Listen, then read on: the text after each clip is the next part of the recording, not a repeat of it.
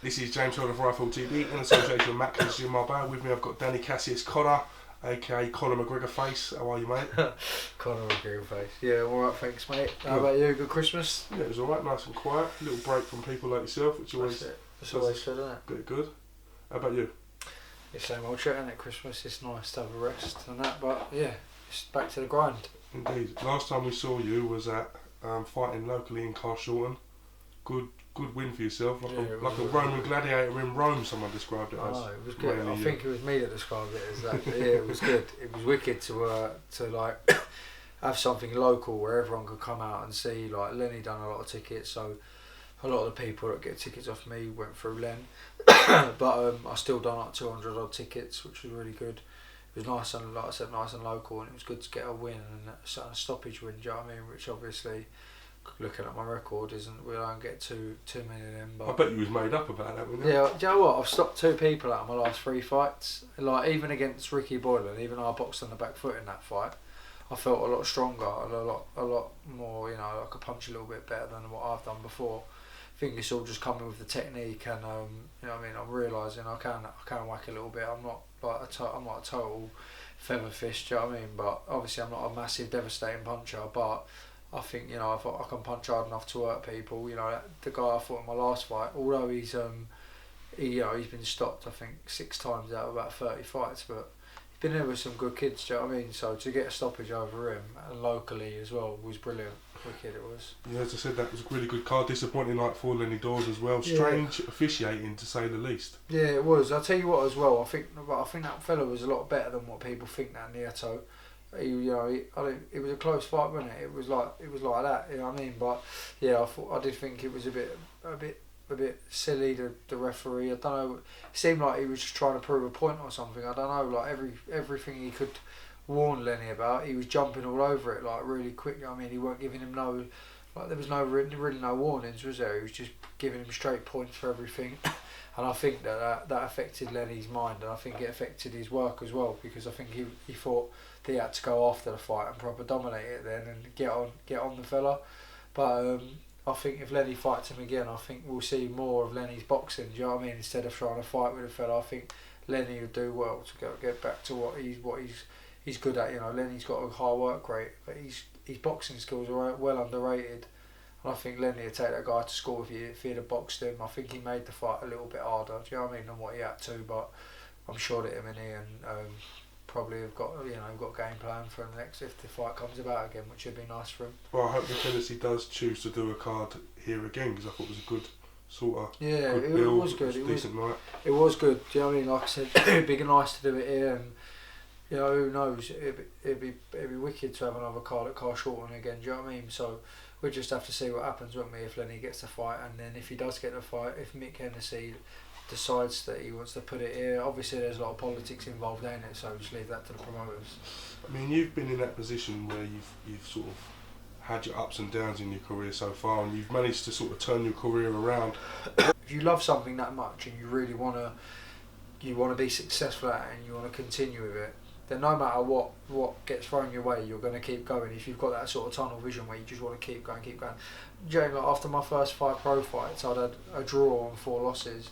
Like people thought I was going to pack it in or I was going to jack it in, but I stuck to it. I stuck with it because I knew that that's what I wanted to do. You know, and won the southern area, which was nice. And like I always say it, and you know, I get a bit of the piss taken out of me for it, but I've won 3 belts now in 3 different weights, albeit 2 of them are Masters titles, and 1 Southern Area title.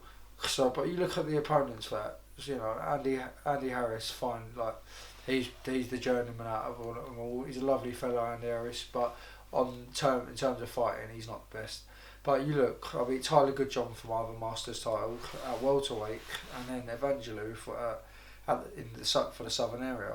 So I've done it the hard way with all of my belts really, barring the lightweight title with Andy Harris. And I just think, you know, if you want something and you love it and you really think that you can get somewhere with it, you know, don't listen to what people say and just keep going. You know, devote yourself to it, dedicate yourself to it. You know, Alec Wilkie will tell you, like, even though I'm a pain in the arse, I was in the gym constantly. From when the days when we was in the TKO, I was always in the gym, always there, always training hard. And it paid off, you know what I mean? We got to, it paid off as far as winning the Southern area. But now I feel like I'm maturing more. I'm back to back working, which has only made me more hungrier. And I think that I'd love to fight the winner of Wayne Hibbert and Tommy Martin, and they're fighting the end of January. I'd love to fight the winner of that. Wayne's already said that if he wins that fight, that he'd give me a shot at his title, and he's a man of his word. And I've had Barry Smith giving me stick all over Facebook saying that I've got the fight next, but I don't know if I believe Barry. You know what I mean, I don't know if I believe that he'd give me that fight, but we'll see. But hopefully, I'd love to have the winner of that fight. But if not, I'd fight anyone. Joe Hughes for the English, I don't mind a bit of that. Or, Tyrone Nurse, no one wants to fight him for that British title. Or I'll happily go and fight him for that British title. I just want a chance, you know what I mean? I just want a chance. And like I said, three wins in my last three. The last time I lost was the prize fight. You can't really count that. But 3 wins in my last 3. So with 2 stoppages. So I think that I'm on the right track, definitely. When can we see you out in 2016? Is there anything sort of pending, even just sort of getting the momentum going? To be honest, I'm looking at, this is what I'm saying, like, it's hard because I'm back working at the moment. Got bills to pay, things that I need money, you know what I mean? So I'm back working. I could have thought probably February, March, but early February, but the thing is, I can't justify taking the time off work to go and, after Christmas as well, everyone's on their arse sort of thing in terms of earning money, and so no one's going to really want to be forking out for tickets early, January, February. So I decided I'm not going to fight until probably the end of March, April, beginning of April. Hopefully I've been told there's a big matchroom show in April, so I'd like to get the winner of Hibbert and Martin on that April show if it's possible. Obviously it's a big ask, but at the end of the day I'll do it. It'd be nice to get me on there. So I need to stay in work until I've got something penciled in and something that's going to be worth my while. It's no point me taking 5 or 6 weeks off of work to go out and earn 1,500 quid fighting, because at the end of the day it just don't add up, does it? So at the moment I'm in that position where, unless it's a fight that's gonna put me somewhere, I have to keep working until then. But I'm back scaffolding, and the firm that I'm working with are going to give me 5 or 6 weeks off every time I want to fight. That's Churchill Scaffolding. So they've done me a right favour there. So I've just got to wait and see what comes my way, and fingers crossed. And I'm hoping that I'll get a nice chance for a title against someone, and it just puts a few quid in my pocket. You mentioned the winner of John Wayne Hibbert versus Tommy Martin. Can I get your sort of thoughts on that fight, and how do you see it sort of playing out then? Do you know what? Yeah, when the fight was made, I thought Wayne would be too much of a man for Tommy, too strong and that. Tommy surprises everyone, don't he? He comes, he goes in. A few times he's gone in as the underdog against Ricky. He went in as an underdog, and he turned the fight on his head and done the business or whatever. And so you can't. I don't know if you can count Tommy out. Do you know what I mean? He's been out in Marbella sparring with some good boys out there. Peter McDonald to name one who he's experienced. He's been there and done everything. But then I heard Wayne's in tip top shape as well. He was down sparring at our gym last week. So. You know what? If I had to go with someone, if I had to bet my money on it, I'd go with Wayne Hibbert. I really would. I think he's experienced. I think he's on a bit of a different level to Tom at the moment. Not to say that Tommy can't turn that around and push on in the future, but I just think at the moment it's Wayne's time, and I think that Wayne's going to be that little bit too mature for Tommy, and Wayne does punch hard as well, so I think that if he starts catching Tommy early on with big shots, I think he might get Tommy out of there. But listen, that's what I said. You can't count Tommy Martin out. And hearing me saying this is only going to spur him on. Do you know what I mean? You know what opinions they say about opinions. They're like arseholes, and everyone's got one. So what's the point? Whatever happens will happen. But I just think that Wayne Hibbert will just be that too strong for him. But like I said, you never know. Thoughts on David Hayes' return versus Mark Demore on Saturday, mate? Well, listen, it is what it is, isn't it? They've brought this fella in to make David A look good after a layoff. He should get him out of there in 1 or 2 rounds, I think. I haven't really seen too much of Demore, but what I have seen of him, I haven't really been too impressed with him. He don't look great. You know what I mean? Just being honest, he don't look great. But I think Hay will knock him out as soon as he lands a big shot. To be honest, and then, well, you know, a couple of tune-ups, and then he'll push on to bigger and better things this year, won't he? I expect. You like our very own version of the boxing Grinch. What's that? It's just really. What am I? Just I'm just honest, man. No, but I'm just honest, ain't I? Like, there's no point in me sitting here and going, "Oh, Mike Demore is great," and David Hayes this and that. I'm telling the truth. Do you know what I mean? If you ask me the truth about something, I'm gonna say the truth. I'm not interested in talking shit and going out and buying people's love and buying. That's just how it is. If you ask me a question, I'm gonna tell you the truth. Unlike a lot of people out there, but listen, it is what it is, ain't it? That I honestly think that Hay will just go out and walk through him.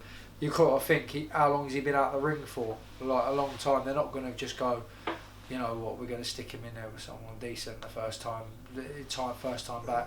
They've done their own work. Do you know what I mean? They've got someone who, you know, his purpose is there for David to shake a bit of rust off, and that's what's going to happen. If he don't knock him out inside 3 rounds, I'll be very surprised. Alright, well listen, we will find out on Saturday. We look forward to seeing some news, obviously, regarding your next fight. I hope it's not too long, so you're looking at March time. Yeah, March. And can I just say as well, I pulled out of purse bids for the English title, and I was going to fight O'Hara Davis for the English title. Seen a few people tweeting a load of bollocks about it, basically saying, you know, the obvious that I'm pussied out of the fight or whatever. When that the purse bids got made, I messaged O'Hara straight away and said to him, listen, I ain't going to be taking the fight. This is the reason. Who knows what happens when I fight? You never know what's around the corner. And don't worry about me. That's a fight that I would never run away from against O'Hara. I like O'Hara. Do you know what I mean? He's a nice fellow. We get on double well. I've known him for a few years since he was at the TKO when he was doing the amateur bit. And listen, I'm not scared to fight anyone. I'll fight anyone there is out there. But just wanted to clear that up so people know. You know, I've been told that I could fight the winner of Martin and Hibbert, so I'm not going to go and fight O'Hara right now. But like I said, you never know what's around the corner. You never know what could happen, and that is a definite possibility. If O'Hara hasn't pushed on for bigger and better things, which I more than expect he will, you know what I mean? Not saying that I'm Charlie Big Potatoes and I can come back and just walk into a fight with him, because he could be a British champion by that point.